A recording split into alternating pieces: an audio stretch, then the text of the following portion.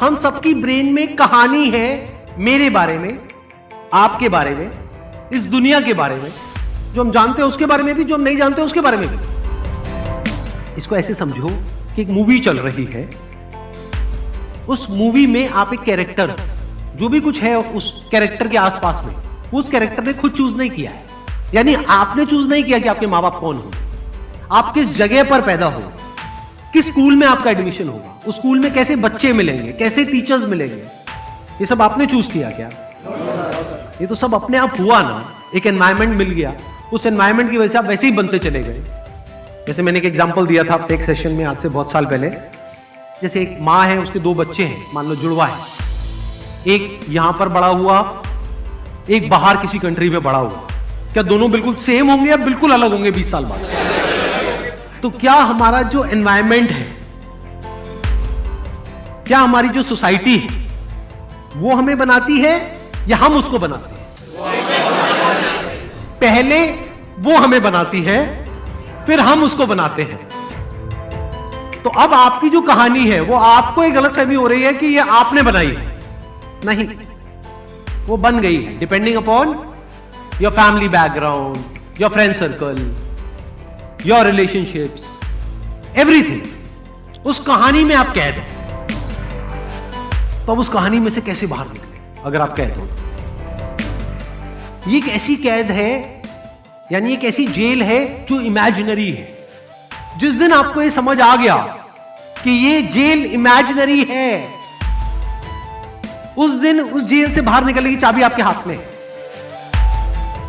आप एक सेकंड में उससे बाहर निकल सकते, अपनी कहानी को बदल सकते।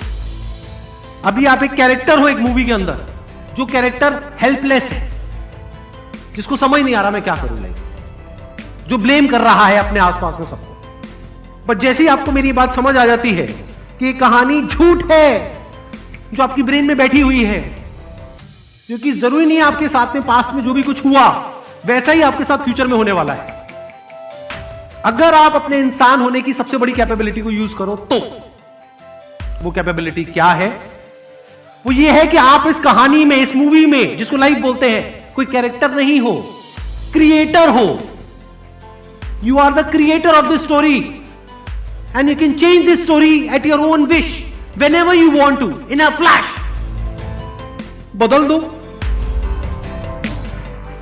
ये एक सुपर पावर है एक इंसान के पास, the biggest super power that we have got. लिख दो जो भी लिखने का दम है आपके अंदर, दम होना चाहिए लिखने का। फिर हो सकता है पूरी दुनिया के माइंड में आपकी एक अलग कहानी होगी, बट आपके अंदर कुछ अलग है और वो मैटर करता है, वो नहीं जो दुनिया के माइंड में है। दुनिया आपको अलग अलग नजरों से देखती है, वैसे नहीं जैसे आप हो, वैसे जैसे वो खुद है। जैसे अगर आपको कोई ऐसा इंसान देखेगा जो खुद लाइफ में कुछ नहीं कर पाया है, तो वो आपसे वैसी ही बात करेगा। कोई ऐसा इंसान होगा जो लाइफ में बहुत कुछ कर रहा है और वो आपसे मिलेगा, आपके साथ में बैठेगा, तो उसका ध्यान सिर्फ इस तरफ होगा कि आप में ऐसा क्या खास है जिसके बेस पर आप कुछ कमाल का कर सकते हो। वो पॉसिबिलिटीज देखेगा। बट ये भी इतना मैटर नहीं करता कि कौन क्या देख रहा, कौन क्या बोल रहा। मैटर क्या करता है इस कहानी में? सबसे इंपॉर्टेंट क्या है कि आप खुद अपने आप को क्या बोल रहे हैं। तो पहला स्टेप आता है, अपनी दुनिया बदलनी है, अपनी कहानी को बदल दो, एक्शंस बदलेंगे, हैबिट्स बदलेगी।